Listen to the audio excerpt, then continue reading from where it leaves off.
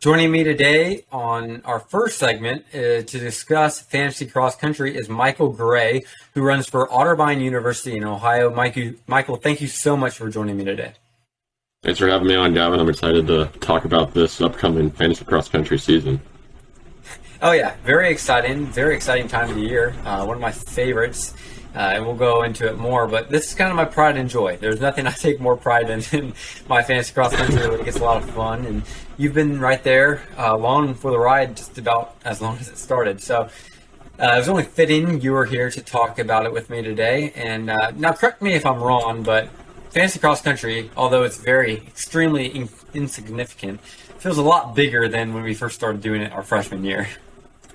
Oh yeah, for sure. Our freshman year, it was district meet, just kind of testing it out. We're like, this could be something pretty cool we do in the future here, but now it's like a full-on thing. Like, I'm scared to lose now more than I want to win, just because of the new idea for the punishments. So yeah, those get worse every year, and we'll go into more depth about that. But like you mentioned, we started our freshman year.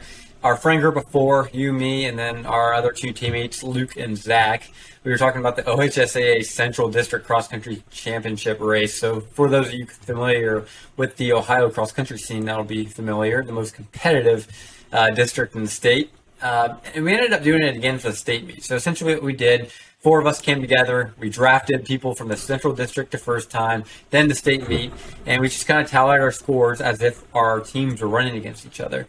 And we had a lot of fun with this, and if I'm not mistaken, I believe Michael won both.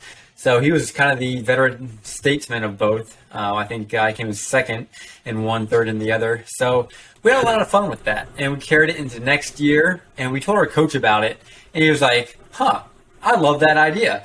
And now, not going to go too far in depth with the first year we did it, and kind of a little disclaimer, we never wagered or put anything on this. This was just for fun. But our coach did love the idea and said, you guys should do this as a team. You guys would have a lot of fun. And so we did. That first sophomore season of high school, kind of formed the league, and we sort of realized this is something a lot of people would like to do. So we almost went out of our team, but we ended up just getting 7 guys on our high school team to play. And essentially what we did, we took 8 runners, and you could draft any runner in the state of Ohio, and essentially everyone drafted 8 runners, and every week we had head-to-head matchups, kind of like fantasy football, and we all raced in this theoretical head-to-head fantasy matchup. And it's just like any other dual cross-country meet. Low score wins, and you keep track of your record as the season progresses. And at the end of the season, top teams play in the championship, losers race in this toilet bowl. And this was a lot easier to do in high school, I would say, and you can piggyback on me after this. But in high school, everyone runs every week, whereas in college, everyone staggers their schedule to be 2 to 3 weeks apart. So in Ohio, at least, I feel like this was a lot easier to do in high school. Wouldn't you agree? Oh yeah, for sure. I mean, besides like the 1 week where like none of your runners would want to run and you'd have to like accept a guaranteed loss, I feel like you and I could always pretty easily get our way into the championship race, because I feel like we just did more research than everybody else. We just cared about it a little bit too much, I would say, but it definitely made it a lot more fun. So yeah, when you have a group of guys who are just really into it, I think that makes it more entertaining. And we're kind of at the point of the off season or the preseason that I think people are starting to get sick and tired of me just talking about what's to come, and we're just kind of excited to get started. But so let's kind of go back in time. First year, sophomore season. I believe you and I had the best 2 teams, and maybe one other person kind of had, it was cut who the best 3 teams were. We all 3 entered the championship that year, believing we were going to win. And I don't know if you remember too much about that, but that was the year like Zach Kraft, Dustin Horder. So everyone kind of had their dominant guy. I had Chad Johnson with the 8th pick or 7th pick. Do you remember who you had that year? I believe I had Conant Smith actually, because I was picking late. So like the Zach Krefts, the Dustin Horders, I believe. Yes, and you had Chad Johnson. So like the top 3 like clear cut guys were already taken. So I had to take kind of more of a wild card guy to hopefully end up competing, and he ended up getting like 2nd or 3rd fastest time of the day. So it kind of saved me there. Yeah, I believe it or not, I took a look back at that order. I thought I picked like 4th or something. Chad Johnson went the last pick in the first round. And I think that was purely because that was our first year doing it. We were like, oh, he runs in D3, bad competition. He's not going to really compete much. But as we learned, Chad Johnson is just head over heels better than everyone else in the state of Ohio that year. And he definitely helped my team a lot. I remember you were really high on Connett Smith, and it proved out to be right because over the course of those next 2 years, he was one of the top 4, top 5 guys in the state of Ohio. But neither of us won that year, so that's disappointing. Ultimately, we had a lot of fun, so we started doing it again. And junior year, we had our first upset winner. This was the year I dominated. I believe my team name was like the Central Ohio Chotches or something like that. So that's one team name I can repeat. But we had a great time. I think that year I went like 9-1, which is still probably the best season. I mean, other than maybe your senior year. But what do you remember from that junior season? What kind of like happened to your team?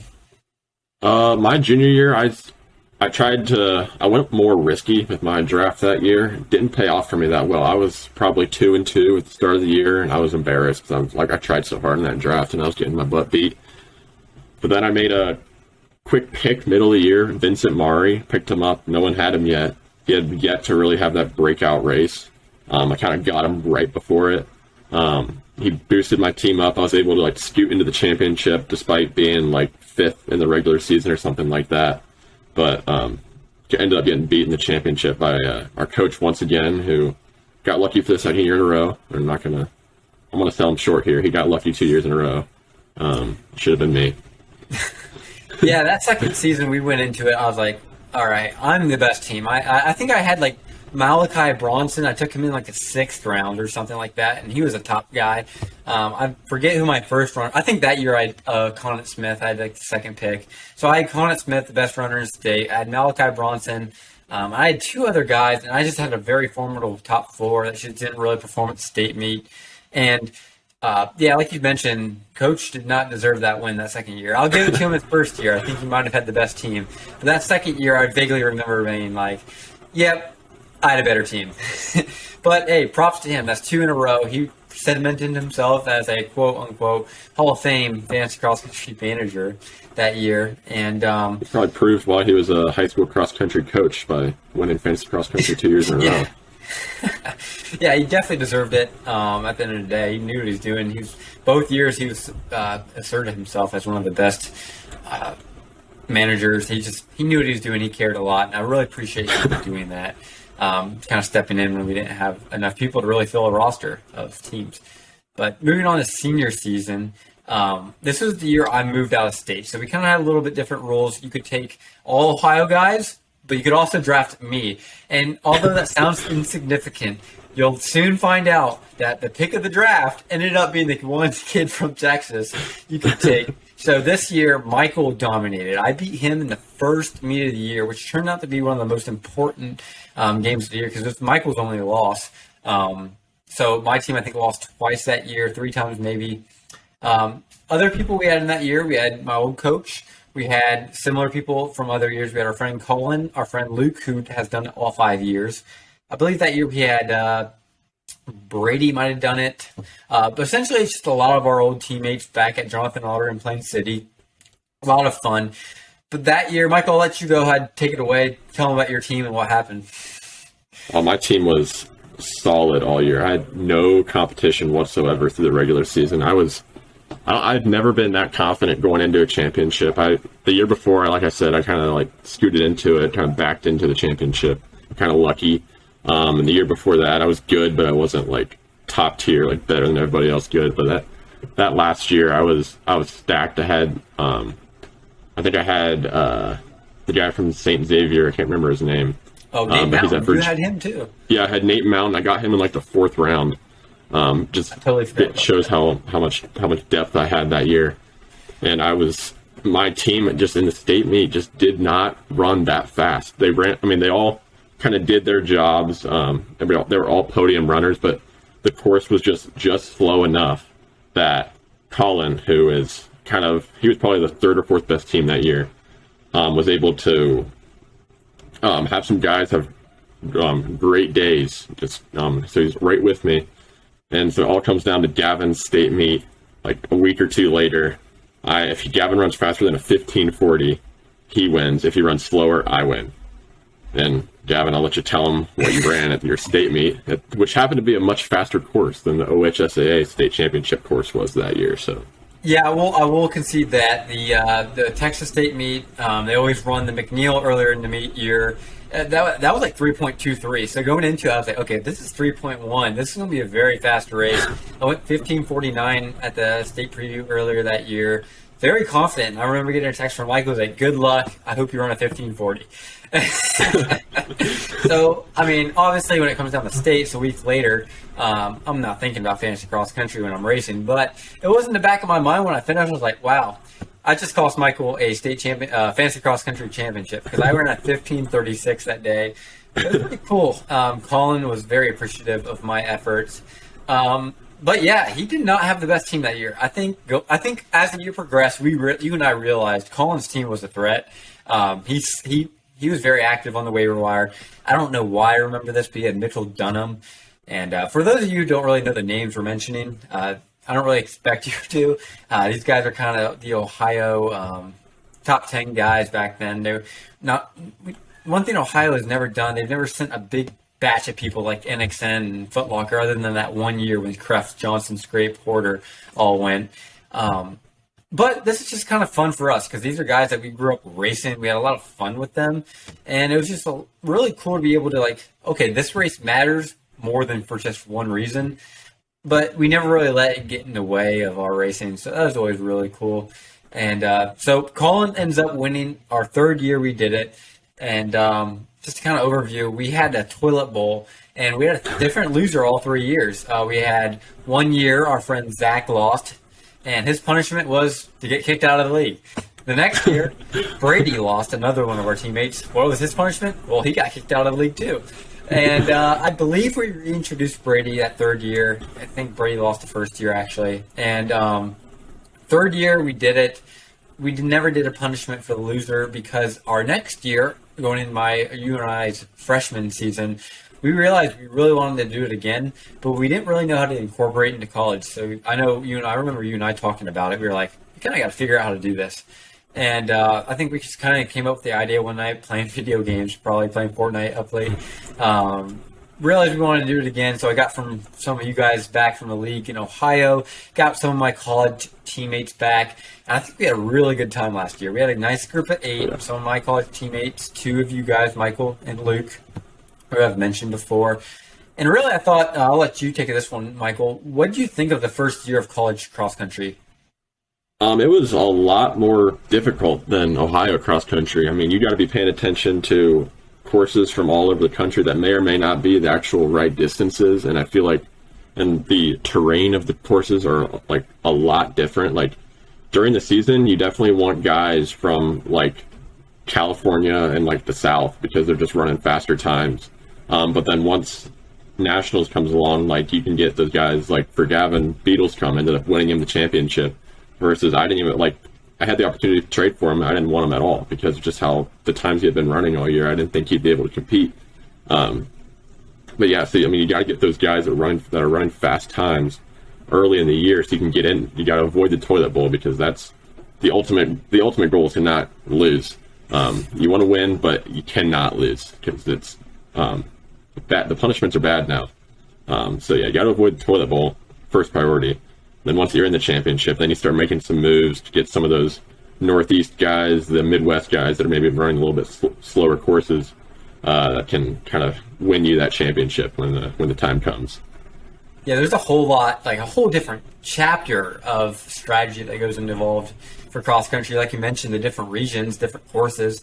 Not only that, but it's like different schedules. So like 1 week NAU might race a week that isn't even on the schedule. So we're not even racing. And if you have a runner like Nico Yun, and this happened to me last year, I didn't even get to score him.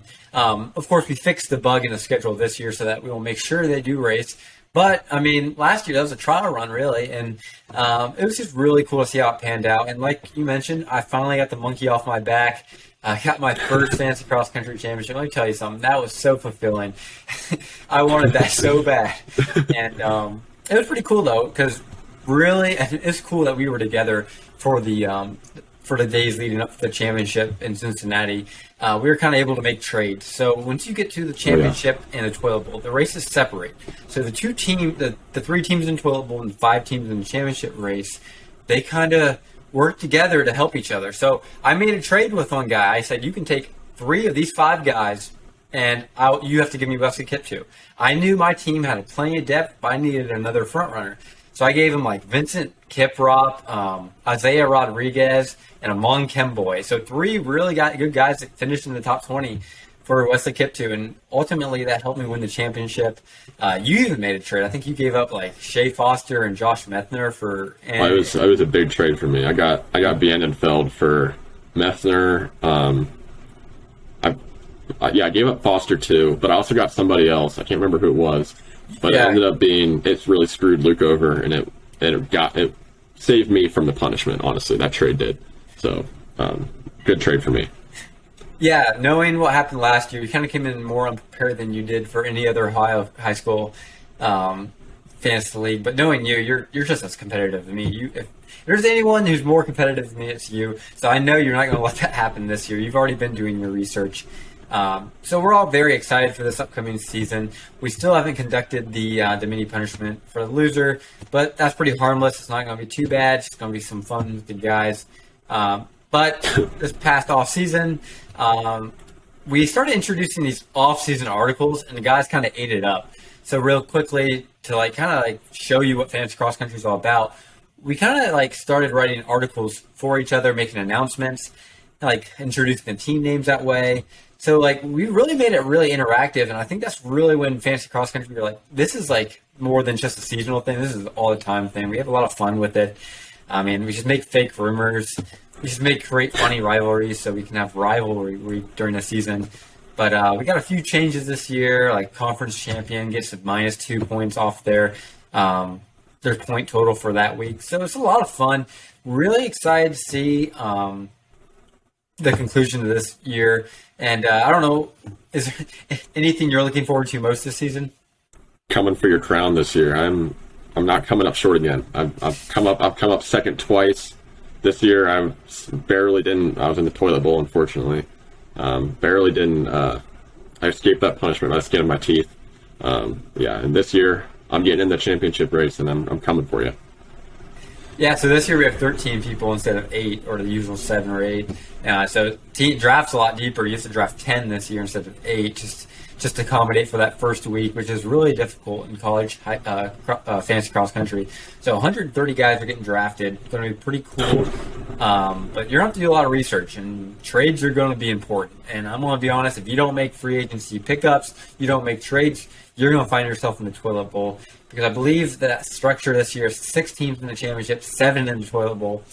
And those teams in the toilet bowl, in the championship, there's going to be 1 to 3 teams that are going to win. Toilet bowl, anybody can lose. So you don't want to be there like you mentioned earlier. But before we kind of segue into the next segment, talk about the South Central Cross Country preview, I got to ask you this before we close it up. If you had the first pick, and I promise I'm not going to use this against you. I kind of have my own strategy already planned out. If you have the first pick this year, if you happen to land the first draft choice, who are you taking and why? I mean, so there's guys like Nico Young and Dylan Jacobs that I feel like most people would take first. They're pretty safe picks, but I feel like I'd take Charles Hicks, honestly. I feel like he's so young right now. He's on the come up big time. 4th place at D1 Nats and Cross this year. I'm pretty 3rd or 4th in the 10K with a busted nose. Just so young. He's training with Kai Robinson every day. He's got somebody there to push him. Dylan Jacobs is transferring schools, so it's going to make it never know with that adjustment period. Nico's got those guys to train with him, but I feel like it's not his time yet. I feel like it's Charles Hicks' year. And if I had the first pick, which I don't think I'm going to, but if I somehow get the first pick, I'm taking Charles Hicks with it. So. Yeah, I like Charles Hicks too. He's definitely in my top 5 of guys I'd like to pick. We kind of talked about this earlier. I'm actually going with his teammate Cole Sprout. You give me the first pick. Usually I like to play it safe. Last year I took Nico Young, even though I didn't expect him to win the championship. Probably should have took Mans. But I really like Cole Sprout this year. I think being a little risky at the top is going to pay off, but at the same time, you kind of know Cole Sprout's going to provide at the end of the year. He's going to be a top 13 runner, so I feel pretty safe taking him first. But like you said, Charles Hicks, another guy you can't go wrong with. And hopefully the guys aren't listening to this kind of stealing off of us, because it's pretty well known that you and I at least are going to hope we know what we're doing. So, but anyways, Michael, it was great having you on the show. I really appreciate you hopping on at a moment's notice and discussing some fantasy cross country with me. I'm always down to discuss some fantasy cross country. Thanks for having me on, Gavin. Yeah, for sure. And we'll make sure we catch up with Michael later this year, talking about more fantasy cross country. And we're going to take a quick break here, and then we're going to hop into the South Central Regional Preview, and we'll be right back. Welcome back to the show. Before we get started previewing the South Central Regional Championship, first, I'd like to thank Michael for joining the show for the first time. Very excited for him to join the show in future episodes when we really go into depth about fantasy cross country. I promised you guys I would speak about it often. Something I'm really passionate in. Take a lot of pride in that league, even though it's not much of a payoff other than just seeing my friends have fun. And that's really enough for me. I have a lot of fun with it too. But I've told my friends back when I started this podcast, I was like, look, really looking forward to having you guys on this podcast. This is even more than just me. I can't thank their support enough, and that goes beyond just Michael. Other friends that I have that have been supporting me so far, thank you all. I'm very excited to have you all on the show. And one more message before we get started. If you are anybody is interested in buying some ad time, I'm more than willing to communicate with you, discuss possibly adding some ads to this podcast, make it a little bit official. Really looking forward to taking this podcast to the next step, and that's really what I think it takes to do that. It would be great to be able to introduce some ads kind of go in between the breaks. So if you are interested, reach out to me via Instagram, Twitter, whatever. We can talk about it and kind of see what we can do. But with that being said, let's jump right into the South Central Regional. I will not waste any more time. We'll start with the women's. Arkansas, they entered 2022 looking to defend their South Central Regional Championship, having yet to drop a regional championship contest since 2010. Razorbacks have won 10 straight, and it doesn't look like they're slowing down anytime soon, as they do return 6 of their 7 runners from a year ago. And once again, this team is going to be the team to beat in the South Central region. Rice, they finished second last year. They were led by Grace Forbes, who really skyrocketed into stardom on the track this season. They finished second. She finished second in the 10K at the NCAA Championships. She won this event last year, though. She was a South Central champion, and she, like Arkansas, Rice returned 6 of their top 7 from last year. And they should be in position to make it out to Stillwater for a second straight season if everything goes according to plan. And I say if because you have a very talented Texas squad right on your heels. The Longhorns, they finished 3rd last year, and they returned all 7 of their runners. So that's an improvement from the Arkansas and Rice teams ahead of them. The Longhorns, they're a very young team, and they're going to be looking to make a name for themselves. After losing to Rice by just 5 points last year, they're really 1 star away from pulling away from Rice, and wouldn't be surprised if they did develop someone into that top-level star that they are looking for. And I really like the Longhorns to close that gap on Rice, and I think they're ultimately going to finish second in the region behind Arkansas. Behind the top 3 teams, LSU and Abilene Christian are the 2 teams on the rise. The Tigers and Wildcats finished 4th and 5th, respectively, last season, and they look to build on their distance program's momentum. Behind Katie Ann McDonald, LSU sported an intriguing 2 and 3 duo made up of 2 freshmen, Lorena Rangel Beatriz and Ashley LaJoyces, which could really help LSU close the gap between them and a chance to qualify out to the national championship, which would be very interesting to see. With that being said, LSU, their window is closing. That's very easy to see with McDonald soon on her way out with another top 5 member also leaving after this season. This is going to be a very important and telling year for this LSU's distance program. They really need to build on the momentum they're building and continue bringing in key contributors to aid this roster, which is really, really talented. And I'm very excited to see how they compete at the South Central Regional this year. Some top individuals, we've already hit on her a little bit. Grace Forbes, it's got to be a favorite after her second place finish, like I mentioned, in the 10K this spring. She finished 45th at Nationals a year ago, and she's really going to look to establish herself as one of the top distance runners in the nation. Wouldn't be surprised to see her do that again. Behind her, Isabel Van Camp and Lauren Gregory from Arkansas. Camp finished 8th in the 5K at the National Championships this spring, and she finished 2nd at this meet 1 year ago.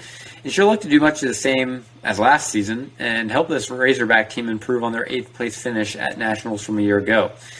Gregory, on the other hand, she finished 3rd here last year.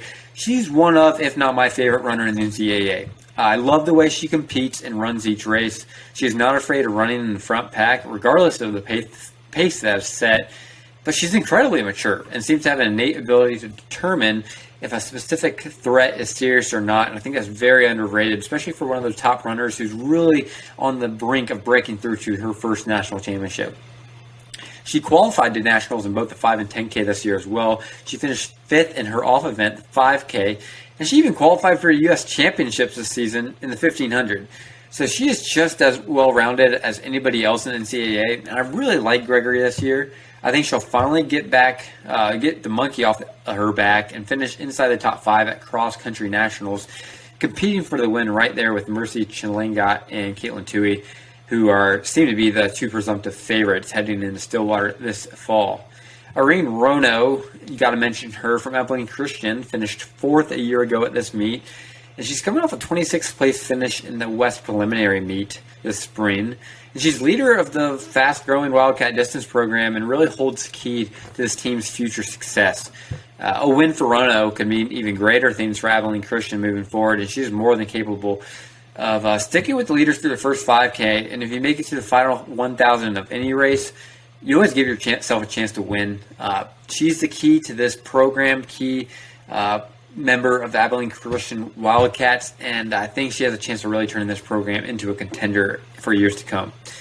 Grace Plain from Texas A&M is my sleeper for this race, though. I don't think she's necessarily a sleeper to make it out to Stillwater, as she is one of the more difficult regionals to qualify individually, but she's certainly going to be in the mix. Don't count her out. She's coming off a 51st place finish at this meet a year ago, so she's going to have a lot of ground to make up. With that being said, she finished 9th in the SEC 10K and 13th in the 5K, and conditions this year in Mississippi were brutal. So she's a very tenacious athlete, clearly, and with one more summer of training in College Station, she could very well be one of the biggest sleepers this fall season, and I wouldn't be surprised to see her racing in Stillwater in November. My picks, already mentioned, Arkansas will dominate. And I think Texas will upset Rice to qualify out to Stillwater as the second team out of the South Central Regional. And I'll go ahead and make my first bold prediction of the summer. I'm taking Lauren Gregory to take down Grace Forbes, but not only that, I'm going to go ahead and say Caitlin Tui, too.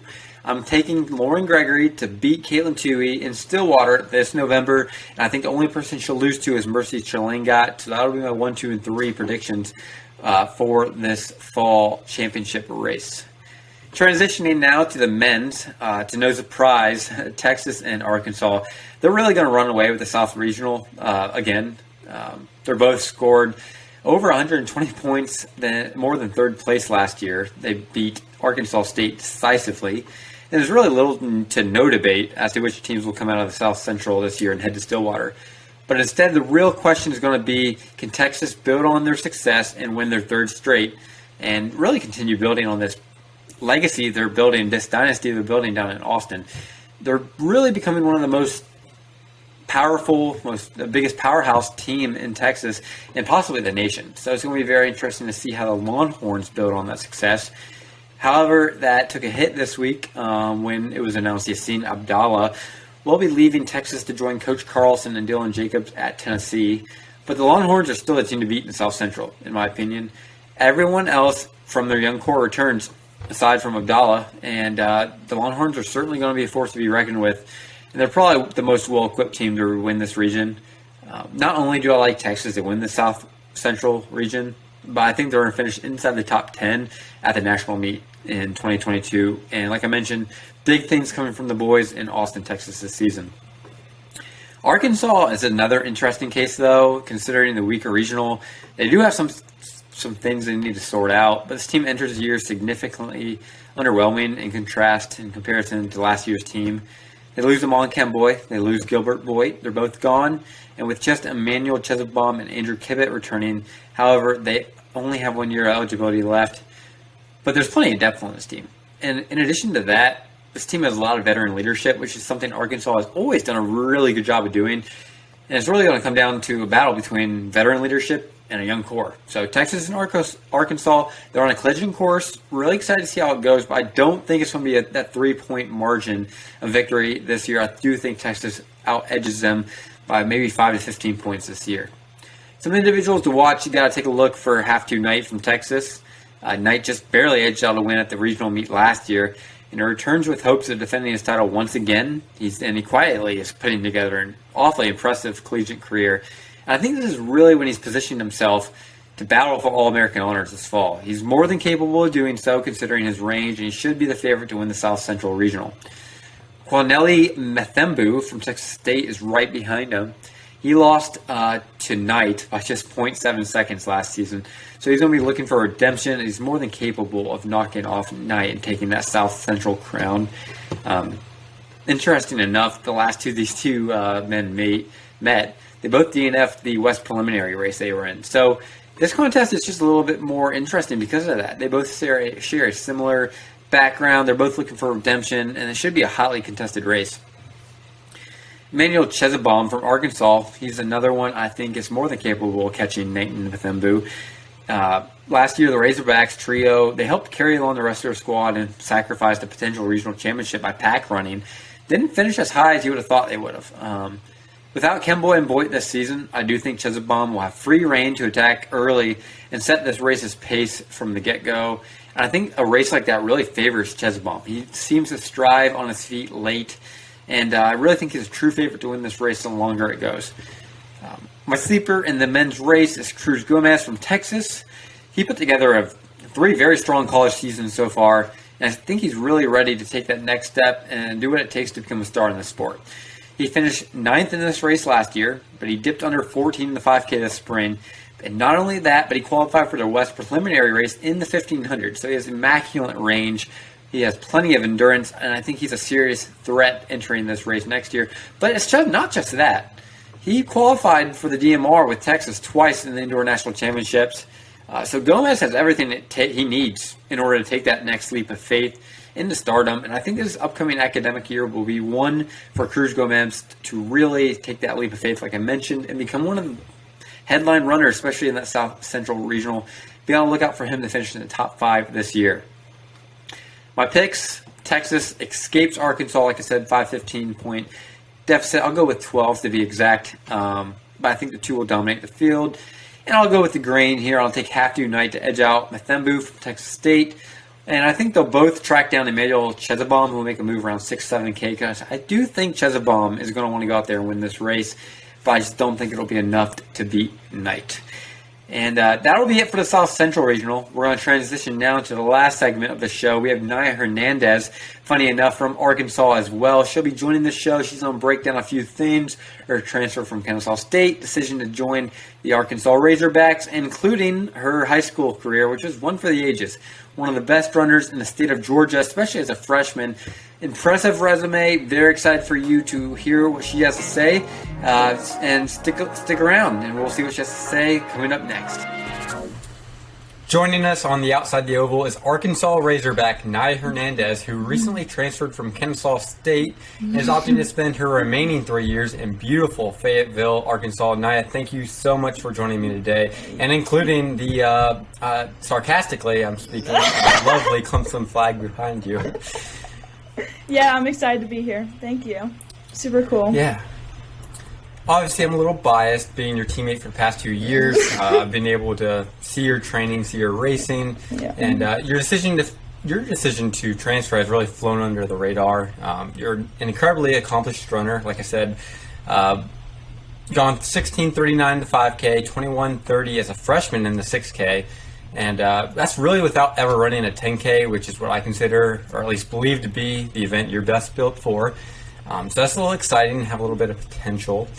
And it probably feels a little odd having your decision to transfer fly so far under the radar, especially since you landed with such a strong program? Usually the kids that do go to Arkansas get a lot of media attention, picks up somewhere, but back before I knew who you were one of the top girls in Georgia. So that kind of makes this situation a little bit different, because when you did commit to Kennesaw State the first time, you did have a lot of press, a lot of media going your way. And just to rewind a little bit, as a freshman, you quickly made a name for yourself. You won the Georgia State Championship. You came in 25th at Foot Locker. You ran a 18:18 5K. That's pretty impressive. Then you finished fourth at the USATF Junior Olympics. So what was it like, just kind of rewind a little bit, experiencing that much success early in your high school career, and how did that set up the rest of your high school career? Honestly, having like the freshman year I had, it was very like, wow, this is gonna be fun, rest of high school, you know. Didn't end up how I wanted it, never really PR'd after that first year. But I was really motivated going to my freshman year of college, and I think having success and failure like got me excited to see what I was gonna do in the future. So yeah, a little disappointing, but I was happy with that freshman year. Yeah, and that's not a regular theme with the girls, but we do see it often. It happens. But it did make you a highly talented recruit out of high school. So as you enter your senior year, you were an incredibly highly touted recruit. And in fact, I was on the same visit with you at Kennesaw. And my first impression of you was that, okay, this girl is a program changer. And this girl's going to come in, she's going to change the program. And that's kind of what you did. The girls' team here definitely took a leap after your arrival. To go back a little bit, what was the recruiting process like for you? Kind of run me through who you were considering and ultimately why you chose Kennesaw State. So it was kind of different. My recruiting process going into college, I was just like looking for a good coach, someone to I wanted that really good connection with. Liked the training. I really liked the training at Kennesaw. I think it really fit well with me. I liked the workouts that Coach Bray had for me. Good team atmosphere. I really liked that it was close to home. Like, I've really never been far from home, so going out of state was really like, I really don't want to do that. So those were like kind of what I wanted, but I was really happy with choosing Kennesaw. I think that was a really good experience for me. It was very fun, and I learned so much, and I just I was happy with my decision. Yeah, that's basically, not much though, very minimal. So other than Kennesaw State, were some other schools that you had offers to or wanted to visit? I was looking at Furman a lot. I visited there, and I was looking at Queens going D2, but I kind of really wanted to stay D1. But they're really good. Now that they're D1, I'm like, wow. But that was a really good option. I didn't really have that many options because I only went on one official. That was with Kennesaw. And right when I got there, I was like, I'm going here. I'm done looking. This is where I want to go. Everything fits all my 3 boxes that I want. Good team. Coach Bray, I loved him. And the being close to home was really nice. So, yeah, that was it. Yeah, I experienced the same thing. I got home from my visit. I was like, this is where I'm going. Yeah. Definitely a home feel here. But at Kennesaw, you capped off your freshman season. You ran under 17 in the 5K. That was a great day for a lot of us. Very fun. Everyone did so well. And then you ran a 16:52 on the cross-country course the following year. So that's your freshman cross-country season. Right. And you finished 6th that race at the UNA Showcase. So very early on, you found a lot of success running at Kennesaw. So how would you describe your first 3 semesters at Kennesaw? How did it go running-wise? Perfectly. I think nothing else that I wanted. I think it just kept going uphill. Everything, my freshman year, I definitely was very scared. I mean, college is so much different than high school. I had a lot of goals. So I was like, I want to do this, I want to do this. But I also was so used to being like, having these goals, and then by the end of high school, I wasn't really reaching them as much. So I was like, I just trying to keep staying motivated. And then when I broke 17 my freshman year, I was like, oh my gosh, I was so happy. And then that cross-country race, that was super fun. Really good race for the team as well. That was a really good opener for the season. So, yeah, I was really happy with that. Honestly, nothing else. I was very happy with my first 3 semesters, yeah. Oh yeah, they definitely went very well. Yeah. Wow, Nya's doing something very Yeah. that we don't see many freshmen do, and that kind of translated to your 4th semester here. This past track season, you sneak under 1640 as a sophomore. At the Tennessee Relays, you qualify for the Penn Relays. That's an awesome experience. Yeah. And at this point, you've cemented yourself as a future contender and a legitimate runner, a future contender in the Southeast, really. When did you start thinking that, hey, maybe I need to leave Kennesaw or explore running somewhere else? What was that decision like? Honestly, I really wasn't thinking about it until later on. I was just I was really wanting to focus on going to a cross-country focused program. So I was I really, with having the success that Arkansas had and the other schools I was looking at, I really wanted that team known for going to nationals in cross country. I really wanted to be part of something like that. It was a big goal of mine going into, going into college and all of that. So that was a really big factor in it all. Yeah, Arkansas has a lot of history. In fact, I was doing a write-up on them today for the earlier part of this episode, and they've won 10 straight South Central championships. So that's pretty exciting to be joining that. Yeah. So like you mentioned, ultimately you ended up at Arkansas. It's an incredible school, great university, beautiful campus, and it's not only a great running program, but it's probably one of the best, if not the best, well-run athletics program in the country. Yeah. So what is one other thing that really sold you in Arkansas and made you think, okay, wow, I got to come here? When I went on my visit, it was just the team environment I got. It was just super I just fit in really well with the girls there. I just immediately I was I just need to go here. This is my fit. These are the people I want to surround myself with. And I didn't really get that. I mean, I really liked the other choices, the visits, but I just didn't get that home feel.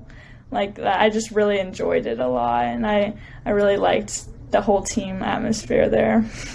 Yeah. Yeah, that's very important. I mean, you're spending a lot of time with these girls, whether it's on a run, social hangouts, or even classroom.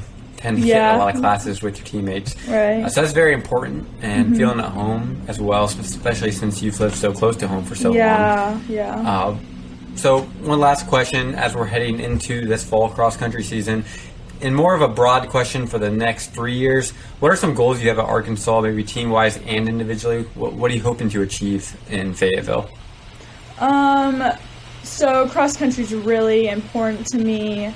So I really being on that national team or the conference team that's a big goal of mine this fall season.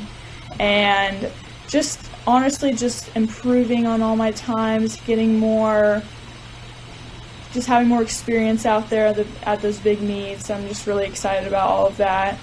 It'll be definitely a change, just being so far away. A lot of things I'm going to have to get used to when it comes to running, school, all of that. So I just really want to have fun, just enjoy myself. That's basically it, yeah. Yeah, spoken from one out-of-state runner to another, I promise it's going to be okay. Yeah. It's not as far as you think it is, regardless of how far it is. Yeah. And you're having a great time. Arkansas is a great school, and you're going to fit in well. But Nyah, thank you so much for taking your time out of your day and talking to me. I'm looking forward to your upcoming fall season at Arkansas, and I wish you and your team nothing but the best moving forward. Thank you. Yeah. And thank you all for listening, and I will catch you next time on Outside the Oval.